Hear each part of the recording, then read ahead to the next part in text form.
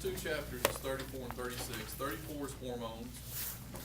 And we cover a lot of stuff as we go down that study guide, so keep it handy and start marking things down. That'll give us less to do on Tuesday. But I'm going to try to knock these two chapters out today. 34, chemical coordination. First thing we want to do is really separate what's going on here between endocrine and exocrine glands.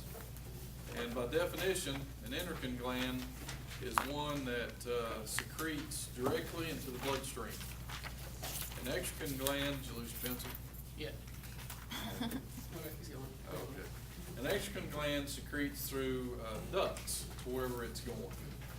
And so this particular chapter is primarily talking about endocrine secretions, things going directly to the bloodstream.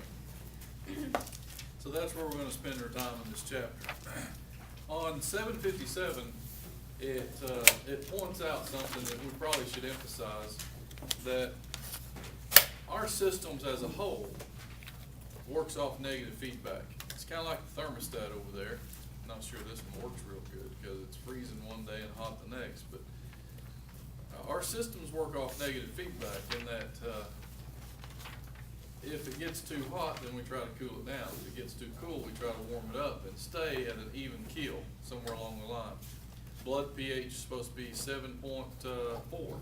It can get down to 7.35 or it can get up to 7.45, but it tries to keep it as close to 7.4 as it can. So we work off negative feedback. We say that out one side of our mouth, another side of our mouth we say, but there's exceptions. There are a handful of exceptions that we use a positive feedback. And positive feedback is increase, where if something's already increasing, it'll continue to increase it. So it could be increase or decrease. Whatever direction it's going, we promote that direction. Negative feedback is increase, or decrease. Is that too much for Thursday? I'm giving you some physiology talk there, so when you get physiology, that's like one of the first week's lecture in there. We've got increase, increase, and decrease going all the time. And we got to understand that. Guess how my test questions are worded. Increase, never mind. Let's move on over to page 760. There's a chart. I'm going to scan this chart and talk about these things in the chart, which pretty much covers the chapter except for one little section that we'll hit as we scoot on out of the chapter and get into chapter 36. This chart really picks up the adenohypophysis, which is the anterior pituitary, and the posterior pituitary. Let's just start with the posterior pituitary. This particular gland is one of two glands that's not made of epithelial tissue. Now, all glands are made of epithelial tissue except this gland and the adrenal medulla. Now, if you look at the name of this gland, the posterior pituitary, also known as the neurohypophysis, would that indicate it's probably nerve tissue, neuro? And then the adrenal medulla, that's a brain name, so you could see where you could have nerve tissue there as well. Everything else made of epithelial tissue. The neurohypophysis, posterior pituitary, does not make a hormone of its own. It only stores hormones made by the hypothalamus. And in particular, it's ADH and oxytocin. Those are the two primary ones. Now, what do? ADH stands for anti-diuretic hormone. In other words, it helps us conserve water. A diuretic makes you pee more. This one inhibits that process. Oxytocin is a hormone that plays several roles, mostly in the female body. First role it'll play is a huge role in the onset of labor. We talked about it back in chapter 7 and 8. So we get uterine contractions, more oxytocin, stronger uterine contractions. So delivery of the baby, then delivery of the placenta, oxytocin's involved with that, and then milk letdown. Oxytocin's essential for milk letdown. And so the baby nursing is what's going to trigger oxytocin production, which will trigger milk letdown. Now, it can go above and beyond what the book says about the baby nursing. It can be the baby crying, or it could be somebody else's baby crying, and it doesn't have to be at home. It could be at Walmart.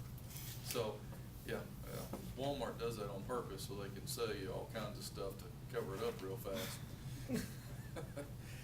So, this is just preparing you, but there's, you'll learn to be prepared after it happens to you a time or two. Been there? Okay. So that takes care of the posterior pituitary. Now, moving up to the anterior pituitary, it produces a lot of different hormones. Most of them explain themselves. That's the good news. Number one, thyroid stimulating hormone. I wonder what that does. You may want to take a wild guess. This is really not that hard.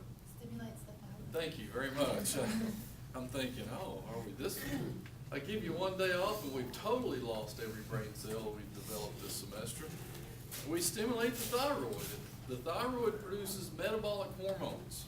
It enhances metabolism. I mean, if your thyroid's messed up, you either wired to the brim or you don't feel like doing anything. I mean, metabolism, that's where your thyroid falls into. Now, what we'll say about this is thyroxine is your primary production here, and it's known as T4 or tetradithyronine.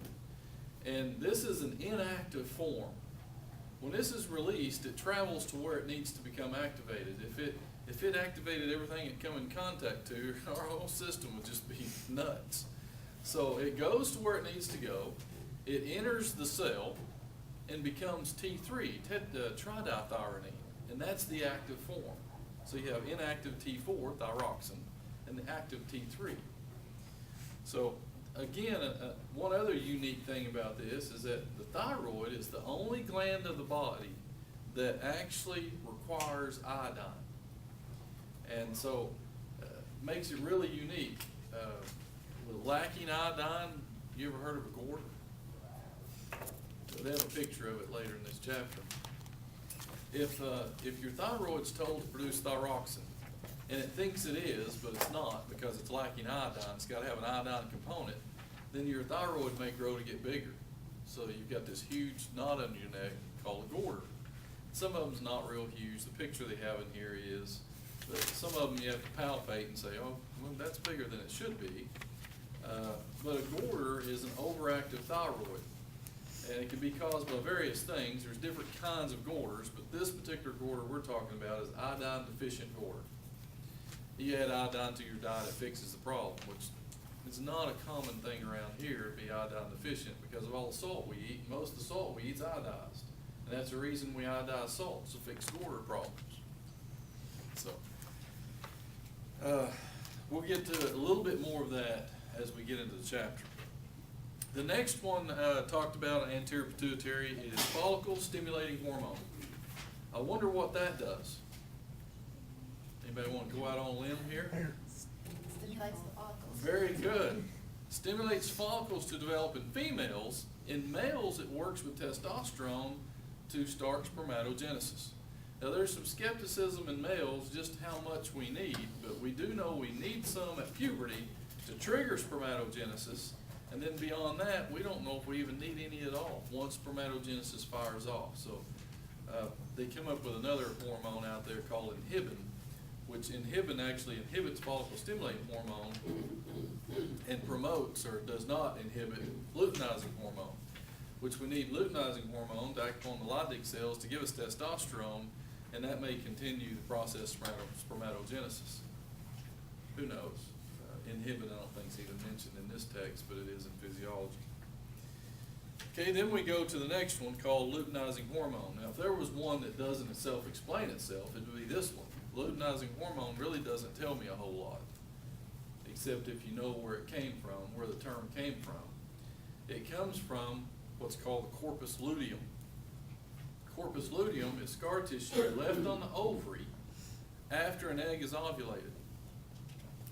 Okay, so this scar tissue is very important because it produces high amounts of progesterone and some amounts of estrogen. So after ovulation, the corpus luteum helps promote a possible pregnancy with high amounts of progesterone. So we get the term luteinizing hormone because of aftermath of ovulation. It caused the corpus luteum. So, and LH is what causes ovulation. So and that's one of the positive feedback mechanisms of the body. You have an increase of estrogen that causes a surge of LH, which causes ovulation. Day 12 estrogen, day 13 LH, day 14 ovulation. And I believe chapter 7, when I did that, oh, big drawing up here, we had that on that. Go to the next one, prolactin. Now, this one, if you can break a term down, this one will tell you what it does. Prolact, prolactate, prolactin. What does it promote? Milk production. There you go. And this one usually is blocked by estrogens during the pregnancy, and when the placenta is delivered, after delivery of the child, the hormones plummet so bad, prolactin kicks in, and milk production will start 2 to 3 days after the birth of the child, delivery of the placenta. Up to that point, other hormones that the placenta was producing to maintain the pregnancy had prolactin blocked. And we didn't need milk production immediately. We have colostrum ready for the baby as soon as the baby's born, and then we'll start milk production. I mean, nobody wants to carry around milk for 3 weeks before the baby's born. It's hard enough carrying it around after the baby's born. So there's why prolactin is inhibited to start with. Then we have growth hormone. There's quite a bit to say about growth hormone. Growth hormone does just that. I'm not even going to ask you to explain that one because it deals with growth. And there's a couple of questions we have to clarify, and I do need feedback from y'all. Y'all are a little dead today, but I do need a little feedback. What time in your life do you grow the most? When you're in the womb, an infant. Teenager? Infant? No comment? Buffalo Sisters know anything today? I think infant. You think infant? She's a copycat. Well, yes and no. We're growing through these stages, obviously. As cells multiply during embryonic development, we're growing. Even after we're born, we're growing. We're 1, we're still growing. 2, 3, 4. We have growth spurts through these processes, don't we? Then we hit puberty. I think that's where you is in reference to teenage. You hit puberty, then, I mean, you girls have all seen these guys go home in the summer after 8th grade and come back in 9th grade and say, who's the new guy over there? Because he's 6 inches taller. And he ate the parents out of house and home all summer. Because it's like a bottomless pit. Y'all have sons like that, maybe? Yeah, and they come back, they left a size 8 shoe, and they come back a size 12 shoe, and they end up a size 14 shoe before they leave. I don't know where that platypus feet stuff comes from, but needless to say, yeah, we're growing all along. Now, to follow up on that question is this. What time of day do you grow? Why not? Mostly. No, everybody sleeps at night. It is a trick question, but while you're sleeping is the kicker to this, because growth hormones produced while you're sleeping. So you see small babies that take several naps throughout the day, and if they don't, you sure wish they did. And then as they continue on, you try to get them a nap, even in the preschool, they try to get them a nap at school, because that'll help the growth process. And so when we hit puberty, there's a big growth spurt here at puberty. Sleep a lot. When we wake up, we eat a lot. What else happens here? Argue with the parents a lot, and this is at the point in which your parents are probably the most stupid they've ever been. You ever have parents like that? I'm stupid right now. I get paid for being stupid. Some kids hit it at puberty, and some kids wait till they're 17, 18, 19, 20 to decide their parents are stupid. So it just depends on at what point they reach a maturity level that they think they know it all. Now, I'm glad y'all have never gone through that. Or y'all just not commenting about it. Buffalo Sisters have smart parents? Now, your parent, let's see, your dad referees football? And he does every school. He does it all? Yeah. Basketball, football? That's a stupid man. I did baseball, I umpired baseball for 12 years. I've refereed basketball for over 27 years, and I'm retired in Oklahoma now. I've become wise. They said, well, why'd you quit? Had a guy ask me this morning, how can you just quit after doing it that many years? I said, well, number one, the older you get, they have more things to call you and say to you. It's like, where'd you leave your glasses, Grandpa? You know, where's your cane? You need binoculars? You know, it's just, I've had them sing 3 blind mice to me, except it was 2 blind mice. So there's all kinds of new things they can throw at you. But we're growing at night. We hit growth spurts, and during growth spurts, you'll know when children are going through growth spurts, they sleep more. Can't get them up of a morning, or they tend to take a nap when something's wrong with them. They must be sick. Now they're in there taking a nap. They go through these growth spurts. And so tryptophan is something you find in turkey that I think y'all still have quite a bit of that in your system right now from what I'm seeing. You're a little laid back today. Tryptophan promotes growth hormone. Growth hormone utilizes tryptophan because if tryptophan makes you sleepy, that triggers your growth hormone. Now, unfortunately, when does guys quit growing? 21? I agree with that more than 17. I think some of them will continue growing. Girls quit growing at 17, 18. I think we'll end that. So when you reach those ages and you're eating lots of turkey, unfortunately the growth is in circumference and not in height. So that catches up with you after a while. So there's quite a bit to be said about growth hormone. And the next one is adrenocorticotropic hormone. Yeah, it's a mouthful. This is basically a hormone that acts upon the adrenal cortex to reduce cortisol. And cortisol is our kicker here. This is your anti-stress, anti-inflammatory hormone. So we're made for stressful times. We can handle small amounts of stress, or we can handle heavy stress for a short period of time. We're just not made to have stress for a long period of time. A stress for a long period of time would be like, to me, it'd be longer than 3 months. I mean, 2 months would get you down, but you can survive it. 3 months, it may put you in the hospital. Because this hormone not only helps us with stress, but too much of it will lower your immune system and make you more vulnerable to other illnesses. Whether it be a fever blister or cancer, it's another illness. You drag this out long enough and kill your immune system long enough, yeah, it could be something extremely serious. So, a wonderful hormone, and we've learned to use it in the medical field. Anybody ever taken a shot for allergies? Anybody ever had poison ivy or poison oak and taken a pill pack or a shot? Is he awake back there or just throwing his arm up randomly from time to time? Or he's just flopping out of his chair trying to catch his balance. Well, when you took the pill pack or the shot for poison ivy or poison oak, what you took was a cortisol shot, a cortisone shot, and it probably was Depomedrol. And what it did, here's your immune system attacking this oily substance from this plant that really is not going to cause a problem, but your immune system's blowing it out of proportion, kind of like my wife does sometimes. Oh, I shouldn't have said that's on film. Holy smokes. I'm going to have to edit that one. But this shot tells your immune system, it lowers it enough to make it forget what it's doing. And it's like when your immune system builds back up, it's like, I have a lot of these senior moments, like, what was I doing 5 minutes ago? Well, it must not have been that important, right? Or you'd have remembered it.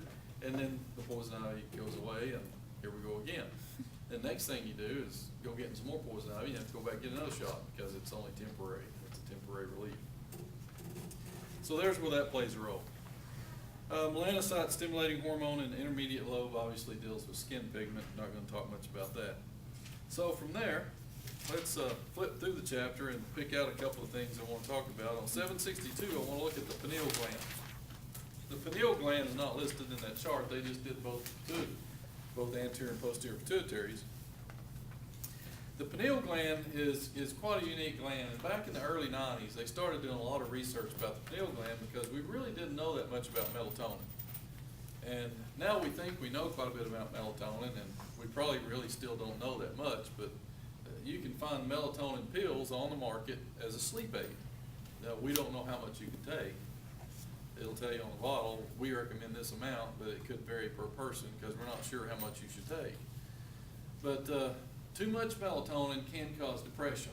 we've identified that. In fact, there's a disease, illness, there's a name for it, called seasonal affective disorder, SAD disease. That's sad. Also known as winter depression. Typically see it more up north, Alaska, places that have less light. You know, Alaska's 6 months without much light, 6 months with too much light. I'd just shoot myself in Alaska probably. It's a beautiful state, love to visit, but I don't know that I could stay there. When it's daylight 24/7, I probably would never sleep. I would be doing something all the time. So when we have daylight saving times here and it has so much daylight, it's like I never know when to go in the house, you know. But then you have all 24 hours of darkness, and their darkness is kind of like twilight. I was up there a few years ago in July, I believe it was, and it's 24-hour daylight supposedly. They still had a dark period. They had a bright period, but at midnight it looked like it does right out there. And these people running up down the streets on their bikes. I mean, towns, restaurants were open, midnight. I mean, it's no big deal. But at 3 o'clock in the morning was twilight. It's like it was breaking day. You could walk right out the door and see wherever you was going. But if you was driving a car, you'd need headlights on. So that, I mean, that's the difference. But people that deal with this, it increases the melatonin levels in their body and causes depression. And how doctors treat it is simply put you under bright lights. Right. There's a suprachiasmatic system that comes through our eyes into the system that sets clock. That we have clock genes in all the organs of our body, and that's where all this plays a role in it. But some animals, their skulls are so thin that the light passes straight through their skulls and sets clock genes in their brain. But ours has to go through our eyes because we're all thick-headed. So there's a theory about melatonin causing seasonal affective disorder, and that's pretty much been proven. We know that increased day length is directly correlated with day length with other animals. Increased day length will decrease melatonin. Decreased day length will increase melatonin. So lack of light causes depression. Too much light will get you out of depression. So that's where they base that theory off of. A lot of their studies was done with birds and other animals that live out according to the sun cycles and day lengths. Day length plays a huge role. The shortest day of the year, when we hit December 22nd and December 23rd, we gain a few seconds to a few minutes. In time we get to March, we've gained several minutes. In time we get to April, these birds are in full-fledged reproduction. And that's all because of melatonin levels acting upon the gonads, gonadal hormones, which encourages the reproductive system on these animals. They tried to apply that to humans, and it doesn't apply to humans simply because if it gets dark outside, we go in and turn a light on. So it messes everything up. And in theory, if it did apply to humans, when there was increased day length, as day length would be increased, it would be when humans would reproduce the most. So if you trigger that at April, and May, and June, and July, in those 4 months, then you count 9 months out from that, and that's where all your kids should be born. Well, let's disprove that right now. Who in here is born in January? All right. What day in January? 22nd. Okay. January 11th is really a good day, but when I was born. My kid's December. How about February? Anybody born in February? March? My baby. Who? Your baby is born in March? There you go. April? May? Well, y'all not helping me disprove anything. June? I had a kid born in June. Do y'all even know your birthday? July? Any July babies? August? September? That's me. October? November? This kid And has of a course, birthday this December. year. We got a December. Monday. I started not even ask because you wouldn't answer the rest of them. Irish one? So what we had, what day in January did you born? 17. 17. So this class didn't do as well as the other class, but we pretty much disproved that everybody's gonna be born within a 3-month time frame. I mean, we're kinda all over the board, aren't we? So, we go in, turn on the lights or turn off the lights. We control our own light destiny, basically. We control our own melatonin levels. So it really doesn't play a role there. Now, another thing, that they see in infants, that as soon as infants are born, they see very high melatonin levels. And then shortly after birth, melatonin levels drop in infants, which in theory should put them into a somewhat active, more active mode. So I'm not sure exactly what point it drops. So increased melatonin, as soon as the baby's born, they should be pretty sleepy and sleep for quite a while. And then they reach this point they don't sleep at all. I'm not sure at what point that every kid's different when it comes to that. But then melatonin levels start rising again at puberty. Does this explain sleepiness? Would this correlate? Do you know melatonin is also based off our turkey tryptophan? Boy, dang, turkey has a lot to do with this, don't it? I think I'll go out this spring and shoot another one just because I can. But melatonin is based off an amino acid tryptophan, just like we was talking about growth hormone. Well, there's a direct correlation in all this process. Talking about, you pull one hormone out of this sequence, it just screws up everything. That's how messed up hormones can get. So, increased melatonin at puberty, which encourages sleepiness, which encourages growth. It's all connected. So, there's been a ton of studies done. Very interesting gland for sure. I'm going to pass over prostaglandins simply because, oh my gosh, there's so much we could say. We could have a whole chapter on prostaglandins, and we're still learning stuff. They think every system of the body has prostaglandins involved in it. Digestive system we know does. Prostaglandins is involved in you having a headache.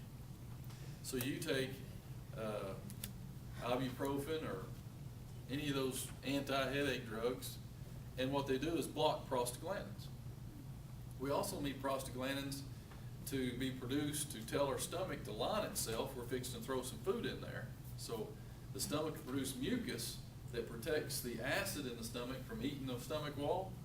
So here you are with a headache and an empty stomach. So you go take 3 ibuprofen or 4 or 5, or some of you OD every time you take them. And we're throwing something in there and the stomach says, oh, food. It's just ibuprofen, but it says, oh, food. So it throws some acid at it.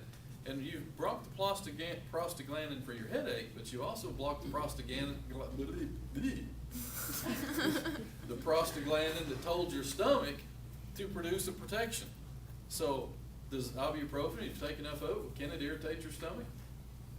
Aspirin, even Tylenol. I mean, any of them, if you take enough of it, and that's why. It's blocking the one that's causing a problem, but it's also blocking one we need. So it's crazy. What about drugs like Tagamet, the anti-acid drugs? Some of those are called histamine blockers. They're type 2 histamine blockers. Let me ask you this. Let's say you carry some in your glove box because you never know when you're going to pull in at the hot tamale and get you some hot Mexican food. Okay? So you're driving down the road and with your window open and this bee flies in and just hammers you right upside the neck, and you're allergic to bees. Only thing you have in the glove box is Tagamet for stomach acid. Will it help against the bee sting? It will, because it's a histamine blocker. There you have it. When in doubt, just take whatever's in the glove box.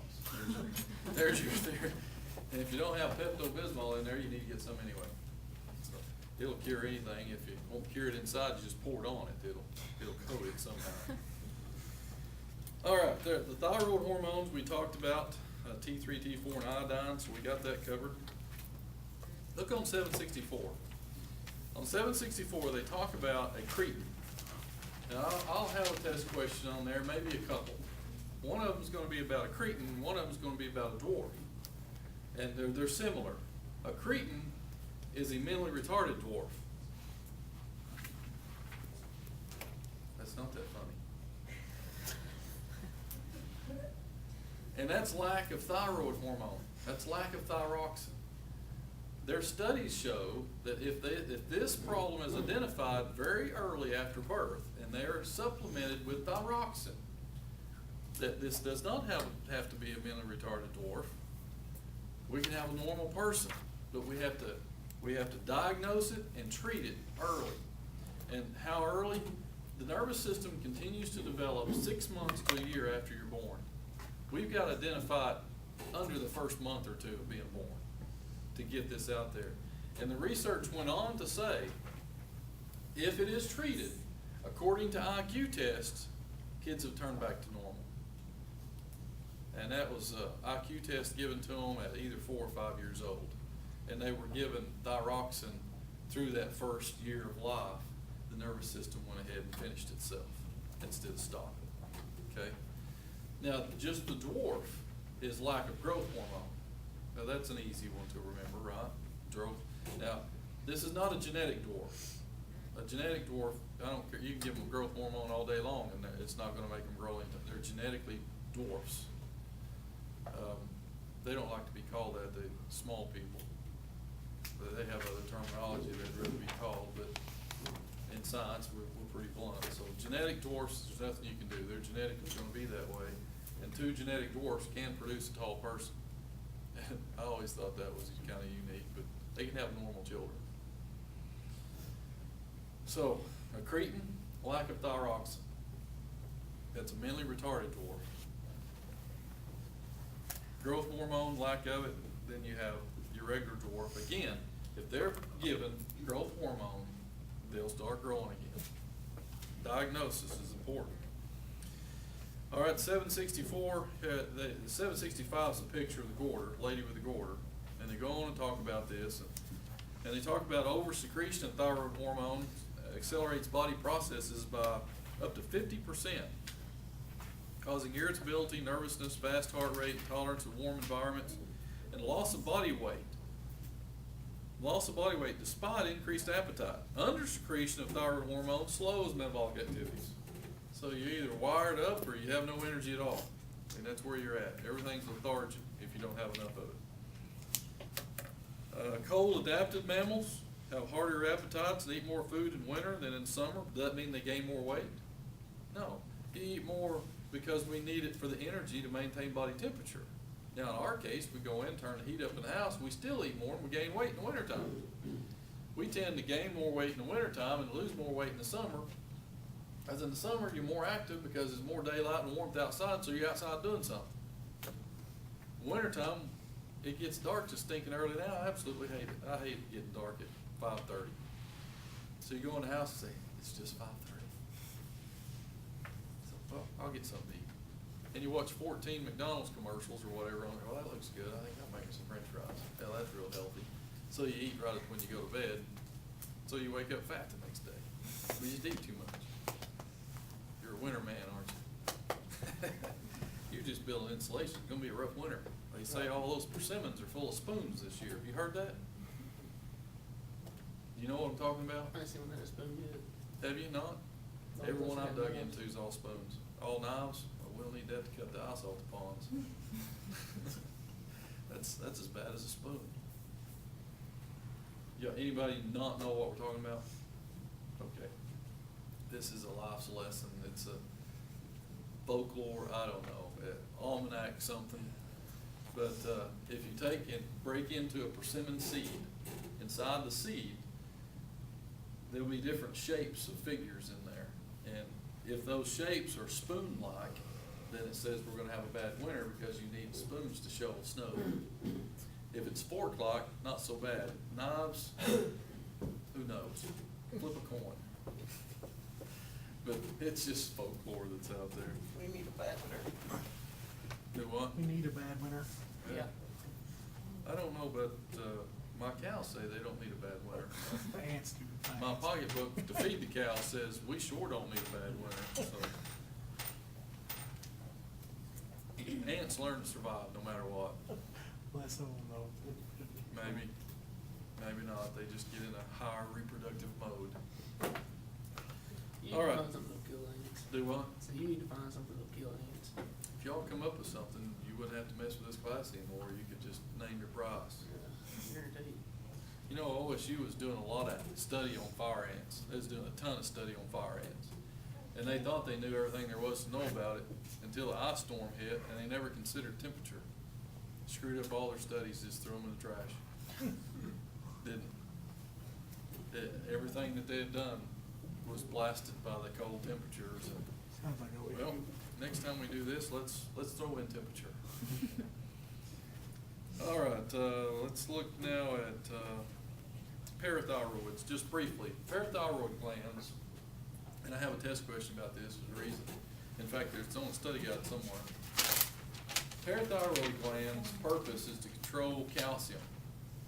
It'll make sure you have enough calcium in the bloodstream, and the thyroid gland produces an antagonist hormone called calcitonin. Did you find it? What number? 28. And what does it ask? What does the removal of the parathyroid gland result in? Ultimately, if we were to ask these two dogs they did research on, they'd say death because they both died. So ultimately, lack of parathyroid hormone will kill you. And that's how we found out that these glands were there. It was by accident. We were doing a thyroid study on dogs. We removed the thyroid, supplementing thyroxine, thinking these dogs will be fine. First one died. We did it again. Second one died. Compared results, both of them were lacking calcium, which lacking calcium, their muscles didn't contract, which means the diaphragm didn't move, and they quit breathing. That'll kill you every time if you quit breathing. There's a correlation to life and breathing. And so that's when we went back and looked at the glands we took out. There's two little bitty glands inside of that. And parathyroid means they're sitting there side by side. Para means side by side. And we were taking them out with the thyroid. And now we know better. We can leave them in now.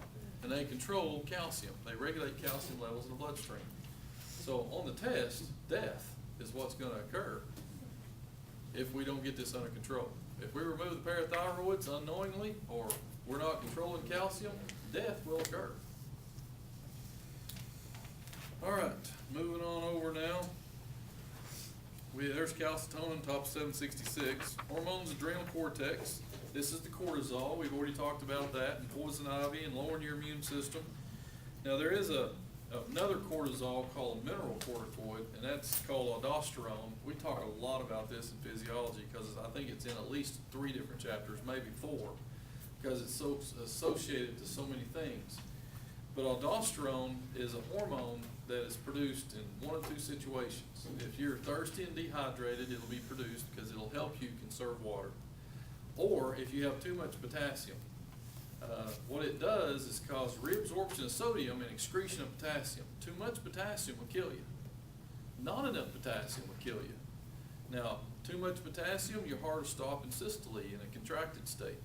Not enough potassium, your heart will stop in diastole in a relaxed state. Does it really matter which state your heart stops in? You're both dead. I mean, you're dead either way. So that is a very important hormone, and that's really the only hormone we have that will control potassium, that keeps potassium in check. And that's important, especially if you like to eat bananas or drink V8s. I hope it's working today. I may get all excited, my heart stop in systole. There it is. All right, pancreas. Let me mention this. It's there in the adrenal cortex. Every female adrenal cortex produces a little bit of testosterone.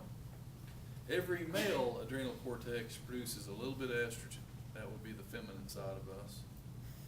We can explain the androgens in the female more so later in life. What happens when a woman goes through menopause? What happens to estrogen levels? Oh yeah, they go. They're gone. Guess what the adrenal cortex is still doing?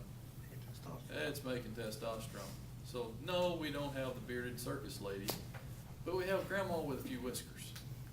See what y'all have to look forward to.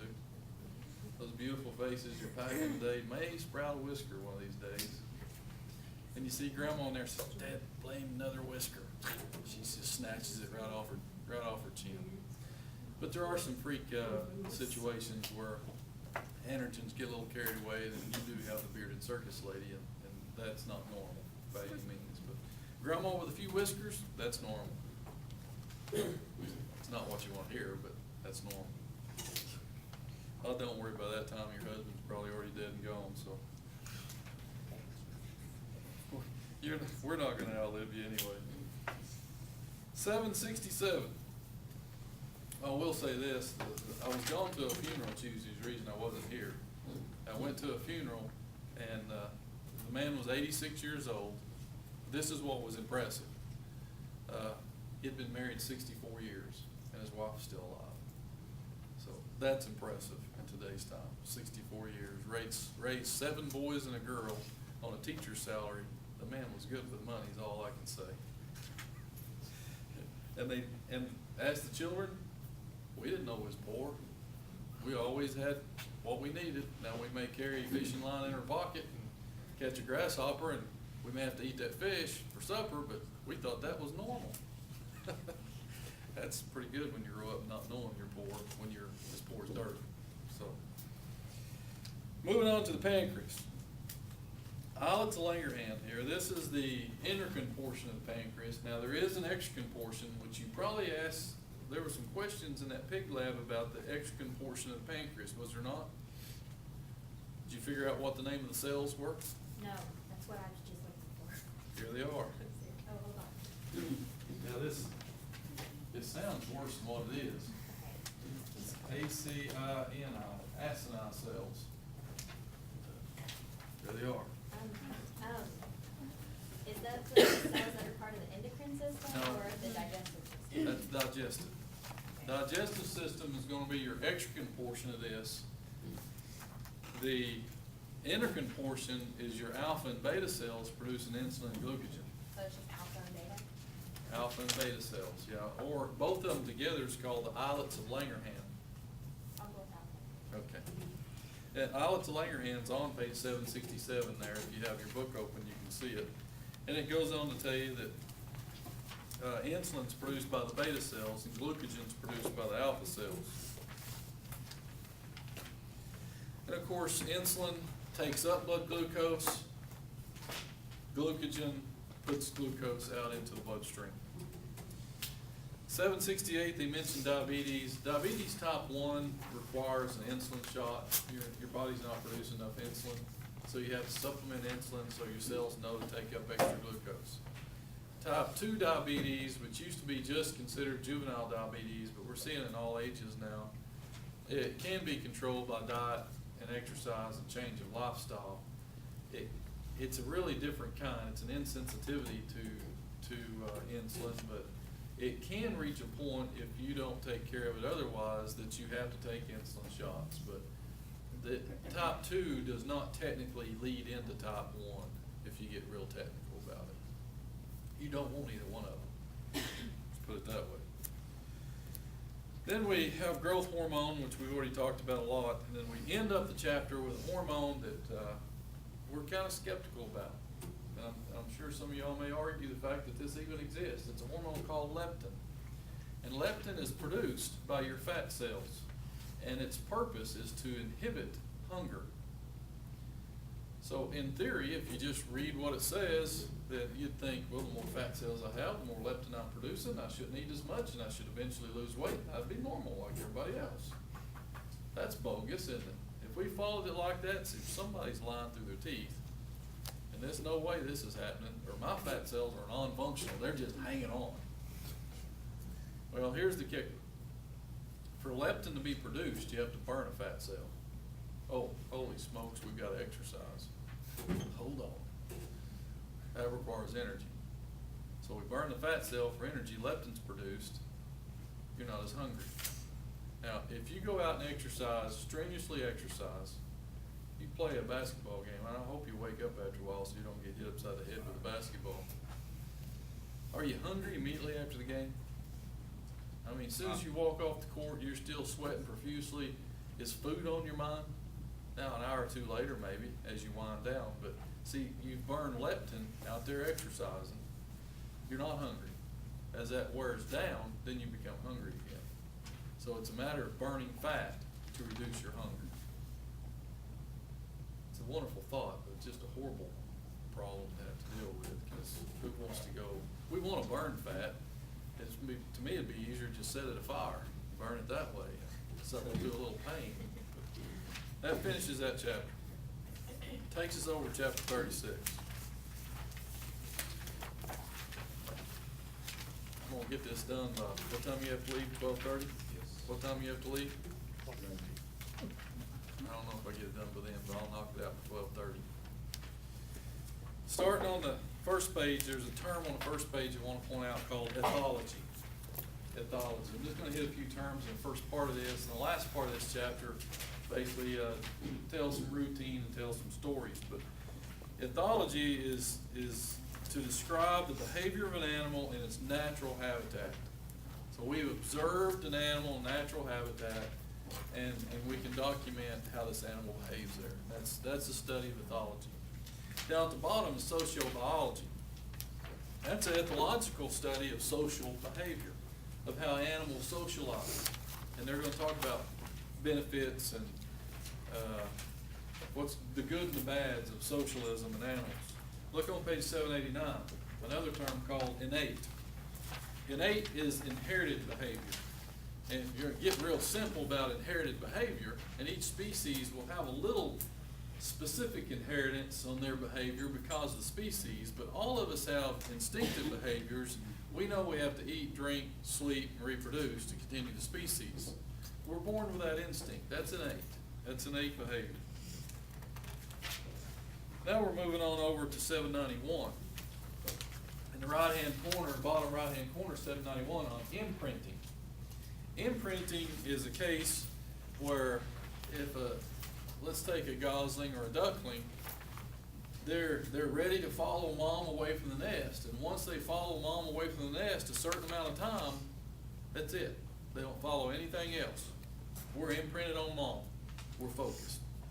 So you turn the page and you see a picture of some guy swimming across the lake, and there's like 3 or 4 goslings following this guy. Guess who they imprinted on? Yeah, there's mom right there. It's the ugliest mom they ever had, but there's mom. That's imprinting. Now here's another story. They talk about a bird in here called white-crowned sparrow. And some of these imprinting techniques or mechanisms that's innate and built in are quite unique. And this one is. A male white-crowned sparrow, and we have a lot of those around here, must hear the song of the male of its species in a certain critical time frame to learn it correctly. And if it doesn't, then it makes up its own song, which is similar, but not the same. Therefore, it would not attract a female, and he would never mate. Okay? So the critical time frame is between day 10 and day 50 in this infant bird's life. So what we have here, they captured a couple of these birds and put them in captivity. One bird, they just threw him over in the corner. He never got to hear anything. Day 10 to day 50 passed him by. He started singing his own little song, and they were quite intrigued that the song was, geez, that song's pretty darn close to the real thing. But yet, the females ignored it. It's like, yeah, I can't sing. If it was up to singing, I'd have been up the creek a long time ago. So the other bird they went out into the wild with a recorder and recorded another male singing the white-crowned sparrow song. Brought it in and played the recording during the critical time frame between day 10 and day 50. And the white-crowned sparrow in captivity not only learned the song, but learned it right down to the exact dialect of the bird that they recorded. Therefore, he was set to go. He could attract a female with that song. That's pretty cool imprinting if you think about it. All right, now on 793, social behavior, they give examples of social behavior, and I'll ask you on the test examples of social behavior. There's something on that study guide about social behavior. Herds of antelope, schools of herring, flocks of starling. These are all social aspects of different animals. Even a pair of rival males fighting for possession of female, they actually say that's social behavior. We would call it antisocial because they're fighting, but that's part of their socialism. Clouds of moths attracted to a light at night. That's social behavior. Now, selective consequences of sociality. If you turn to page 794, social living provides opportunities for individuals to give aid and to share food with young other than their own. Such interactions within a social network have produced some intricate cooperative behavior among parents, their young, and their kin. Things we see is the cooperation in hunting for food, huddling for mutual protection from severe weather, opportunities of division of labor, which is especially well developed in social insects, and the potential for learning and transmitting useful information through a society. It's all there. Now, disadvantages of socialism you would find in larger predators, which tend to eat a lot, don't kill very often, and they do better running by themselves. A big cat, okay? And they mentioned that. They do well by themselves, they blend in. 3 or 4 of them may get spotted, one may get by without ever being spotted. So there are some disadvantages for certain animals. Agonistic or competitive behavior. Now this again, these are ritualized jousts. These are situations in where there is a standard set of rules in these animals, and when it comes to breeding season, these animals are going to fight for dominance because the dominant animal will be the one that passes on the genetics because it's survival of the fittest. If you're a pathetic little scrawny sickling back there, we don't want those genes to be passed on in that gene pool because then he'll pass on genes that'll be pathetic little scrawny sicklings. So the dominant animals fight. Now, they may fight very strong other animals, but maybe a 5-year-old's fighting a 3-year-old. Which one would technically be stronger? In this case, the 5-year-old would pass on genetics. Now, when he hits 7 or 8, he may be going off the other side, and now the 5-year-old takes the 7 or 8-year-old out because he's got 3 teeth left in his head, and his nutrition value is way down, and he's just surviving. It's not about reproducing anymore, it's about living. So the young ones have to deal with it, and the old ones have to deal with it. The strong ones in the middle, they're the ones reproducing. So these agonistic battles is to declare dominance. And of course, to the dominant, they tell you, to the winner, the victor has enhanced access to all contested resources, contribute to reproductive success, food, mates, territory. It's a dominance hierarchy, is what it is. Now, these battles could be white-tailed deer crashing horns. You see these rams, they just blow me away the way they'll back up and take a run at each other and hammer each other. They've got to have a thick skull and a brain about the size of your pinky. But man, some of this stuff you think really hurts, but these are actually rules set in place, instinctive built-in rules. We're not going to kill each other, but when you've had enough of me, you'll leave. And they're going to fight until one of them says, I've had enough. Now, the only species that they make a note that doesn't quit very easy, and they may play dirty before it's over with, is elephants. They say elephants can get in such major battles, and that apparently they have a temper, because they get riled up so bad, neither one of them's going to quit. And they reach a point of even plunging their tusk in the opponent's most vulnerable places. Now, that's dirty pool. But they'll tell you in there, seldom is death ever caused by these set values that they put in place. You know, a dog gets whipped enough, see on the next page, you got the top dog, he's all bristled up, ready to put a whooping. The other one says, I don't want you to whoop me anymore. He's submissive behavior. So, the guy was telling me he killed a pretty nice deer over the break, and I was asking him about it. He said it's the first time he'd ever killed one, like in the middle of the afternoon. And said he was watching a little forking horn out in front of him. He's just feeding through some acorns, think anything of it. And he said the forking horn threw his head up. He said, I didn't know anything was coming, but he sure did. He said, I started watching that direction, and he said, about the time I saw the forest moving, it was a nice deer. This one got the Sam Hill out of there because he had probably been beat up before, and he didn't want no part of Big Boy. So he cleared. Big Boy thought, yeah, he's not going to mess with me no more. Of course, Big Boy caught some lead he didn't expect, but it worked out good for the hunter. Had a watchdog. Now that comes into this next topic, territory. You know, we said birds are the most territorial. We've already done that. We said we're territorial. If you haven't, beware of dog sign and no dog, we're territorial. Deer are territorial. Baboons are territorial. But what we get into with a lot of these mammals is they have a home range that several troops of baboons, or, you know, if we take a home range from here to Sugarloaf Mountain, do you think there's more than one male deer in that territory? Absolutely. Now, do you think the more dominant bucks, and I say territory, that would be a home range. And it's nothing for a white-tailed deer this time of year to cover 5 miles in a day, if not double that. That's nothing. So, do you think in that home range of, say, a circular 10-mile radius, do you think that there is a territory in that home range that he says, that's mine, stay out? Yeah, it may be small, and if you're passing through and I catch you, you better get on out because you don't want me to catch you again. That's probably what happened with this little deer. Whoops, I wasn't supposed to be here. Saw him coming, and he's gone.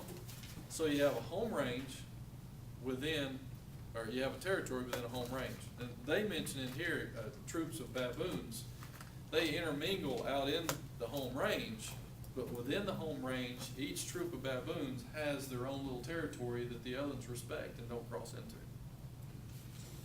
All right, I can tell you all's excited about that, so let's move on to page 800, animal communication. Here we go in, we're winding down. We're down to the crickets and bees and birds. You're gonna get the bees and birds speech today, yes. I'm gonna throw a cricket in there just for good measure. Do you know only the male crickets is the only one that's mouthing out there all the time, making all the noise? Y'all would have suspected that though, wouldn't you? I figured so. Now, does that mean she doesn't have ears? No, she has ears. Does that mean she doesn't listen? Probably, but that's typical though, isn't it? Has ears and don't listen. So, the male cricket is gonna announce with his song different things about him. Social status, where he's at, species. But again, this is all set. He can't change anything. He can't even tell her there's danger lurking. He could see danger and he can't tell her. He can't change his program. He can't make up lies, is what I'm saying. He can't make up a one-liner. He can't kind of almost tell the truth.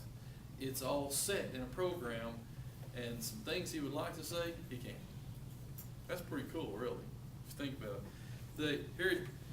The cricket call announces to an unfertilized female the species of the sender. Male of different species have different songs, of course, and only the males sing, but the female, now if an insect makes noise, it can hear. But obviously the female here is not gonna make noise, but she can still hear, or it would be pretty worthless for the male to produce a noise, unless he likes to hear himself. And that's not normal for males to like to hear himself. I saw that.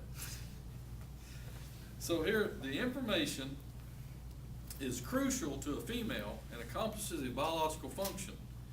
There is no way for a male to alter his song to provide additional information concerning food, predators, or habitat. He cannot tell a lie. Now this is normal, I think, for a lot of species of males. They just cannot tell a lie. Y'all are not buying this, are you? Well, y'all at least wake up. This is one of my favorite chapters, and I get nothing out of you. So this might prove, not being able to tell a lie here. He can't change anything about food, predators, habitat, which might improve his mate's chance for survival, thus enhance his own fitness. So really, instead of saying, oh, watch out, there's danger lurking, he just shuts up. And that in itself, because he don't want danger to find him, that in itself is a warning to her something's wrong. Otherwise, he wants her to keep coming. Then again, he may get a look at her and shut up and say, man, that's an ugly one, I want her to go on by. But crickets, I don't think, are that partial. Chemical sex attraction in moths. I may have already told you this one. I usually can't hold out to this chapter because it fits something else in another chapter. But female moths give off a chemical called bombacol when they're ready to reproduce. And so the male moth that has the receptors that's most sensitive to that will be the one that responds first and therefore reproduces. So we reproduce offspring with sensitive receptors. Makes sense, doesn't it? So what I envision here is, here's a female from a far distance, giving off bombacol, and we've got a couple of male moths downwind here, and they're doing what male moths are supposed to be doing, which I absolutely know nothing about what they're supposed to be doing, but probably getting into trouble. And all of a sudden, one of these male moths picks up the bombacol scent, and he's gone. And the other one's like, where'd he go? That was rude. Right in the middle of a domino game, and he's gone. Oh, he's hacked, sitting there thinking, I don't even like that guy anymore. And all of a sudden, his receptors pick up bomba call, and he's like, bomba call. And so he takes off. He follows bomba call. When he gets there, guess where his buddy's at? He's already there. Yeah, his buddy's already there, smoking a cigarette. Yeah, he's a little late. Yeah, the second guy's a little late. So we passed on good genetics. He's gonna die of lung cancer early in life, but we've got good genetics. Now, move on to the language of bees. These bees, I've learned some stuff about bees. I've written papers over this language of bees, but I learned something. My cousin's a beekeeper, so I learned something from him the other day. The city of Poto called him. There's a house condemned, and they was gonna tear it down, burn it, clean up the mess. But there was a beehive in the wall of his house. So they called my cousin to come capture the bees. They didn't want to destroy the bees because honeybees they're good to have around. And my cousin said when he got tore into that wall, he's after the queen. And if you can get the queen and get some of the comb and stuff and get the queen put in there, the rest of them will follow the scent of that queen. And he said he broke into that wall and he said, usually a hive, they make that rose and that hive, it's just pretty. I mean, you can't draw a picture better than these queens make sure that these workers line this hive up beautiful. He said he breaks into this wall and said this comb that this queen had put together was just nuts. It was just all gnarly and just, there was no shape to it. It was just all over the place. He said he knew right then he'd never keep that queen. Because when you have a queen, he said this queen was schizophrenic. He said this queen was just nuts. She was not happy with anything. You could tell by her comb. A happy queen that takes care of business, you have a perfect comb. He said this comb was just screwed up all over the place. But he captured her, and he said, I took him home. Within a week, she was gone. She flew the coop. She's never going to be happy. So, but there was a ton of honey in that, and it's really good because I got some of it. So these bees are very specific in what they communicate. They first talk about what's called a waggle dance. The waggle dance is roughly in a pattern of figure 8 made against the vertical surface of the comb inside the hive. One cycle of the dance consists of 3 components. A circle with diameter about 3 times that of the length of the bee. Number 2, a straight run while waggling the abdomen from side to side and emitting a pulsed low frequency sound. And number 3, another circle turning opposite direction of the first. This dance is repeated many times with the circling, alternating clockwise and counterclockwise. So I'm sure they have to repeat it several times because some of the workers are a little slower than others. That's what I'm figuring. So here we have a straight waggle run is important informational component of the dance. Waggle dances are performed almost always in clear weather. And the direction of the waggle run, direction of straight run is related to the position of the sun. If the forager has located food directly toward the sun, she will make her waggle run straight upward over the vertical surface of the comb. If food was located 60 degrees to the right of the sun, her waggle run is 60 degrees to the right of the vertical.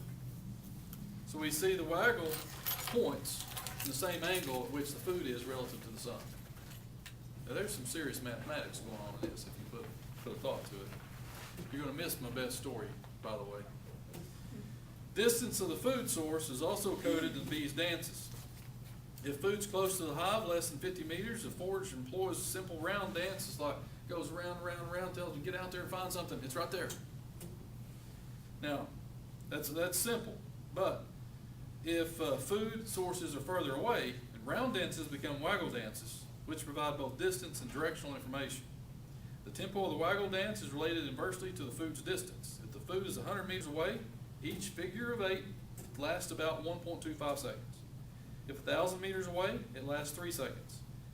And if 8 kilometers or 5 miles away, it lasts 8 seconds. These little bees are little mathematic machines. Think about all the calculatings and maneuvers she's got to make. And on top of all this, she's already brought in pollen and whatever else the flower had to offer them to excite the workers.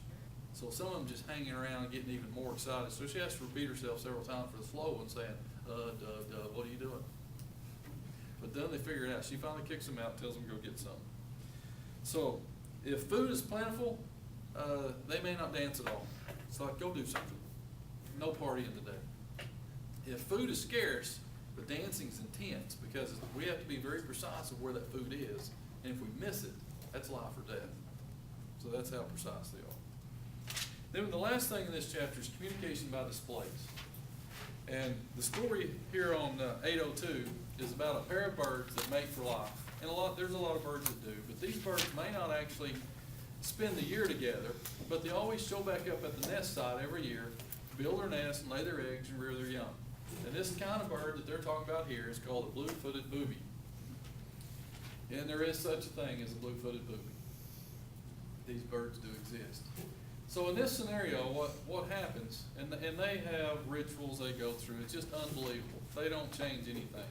You could slap them in the eye and nothing changes. The male bird, his job is to go gather up stuff to make a nest. So whether it's twigs, leaves, whatever he finds, he brings some into the nest. Mom's prepping the home, okay? So he brings something into the nest, and Mom bows when he comes to the nest. He lays what he brought in front of her, she picks it up and goes on about her business. So every time he enters, she bows and raises her head to see what he brings. She takes it and does something with it. It may be the biggest piece of crap she's ever seen, but she never complains. She puts it somewhere. Okay? So this real bright husband of hers brings in a piece of fish net. Well, to make a nest, that seems to me a pretty nice piece to lay down and hold the leaves and stuff, right? So he brings in the fish net. She bows, takes the fish net. He goes off, gets something else, and she's trying to place the fish net. He comes back with something else, and she bows. And when she raises her head to accept what he brought, the fish net hung on the bottom of her beak. And when she raised her head, it opened her beak. Oh, you don't mouth your husband when he comes home from working. Well, he had to give her a little adjustment on top of the head. They had a big squabble right there. Not wanting to fight. She didn't want to fight. She lowered her head, which closed her beak, and he thought, I got her attention. And to do this right, she raised her head again, and the fish net was still attached to her beak. She mouthed him again. Oh, that didn't go very good. We had another adjustment. Now, I don't know where this ended, but I'm thinking divorce. Because this was not, not a very bright husband. What he should have said is, that fish net looks a little goofy on your beak there, honey. Let me help you with that and take it off, and everything would have been fine. But instead, he'd rather just beat the thunder out of her. That's not going to go over very well. So, any of y'all, if you're going to get married, or if you are married, and you get into a big squabble, just say, honey, let me remove that fish net from your lower jaw. And they're like, what are you talking about? This was some counseling Mr. Dwann gave us in class. See, I had a couple in class, and I swear, I mark it down, those two's going to get married. They're a perfect match. He's laid back, she's wired to the hill. They're a perfect match. But those two heard this same lecture yesterday, and every time they get in a fight from now on, they're going to think about that right there, because I nailed them with it. And I said, next time y'all get in a fight, just reach over and take the net off her lip. And that'll stop that fight, because they'll get tickled about this goofy thing and forget what stupid stuff they're fighting about. Would you agree? Now you go home and tell your mates or your boyfriends about that so you can stop fighting. Peace. Peace be with all. Now the last thing they have in here before I quit today is a story about a man that was studying baboons. And he's going to communicate. Now in here somewhere they talk about a chimpanzee named Washoe that can actually do American Sign Language and communicate with humans, was trained that way.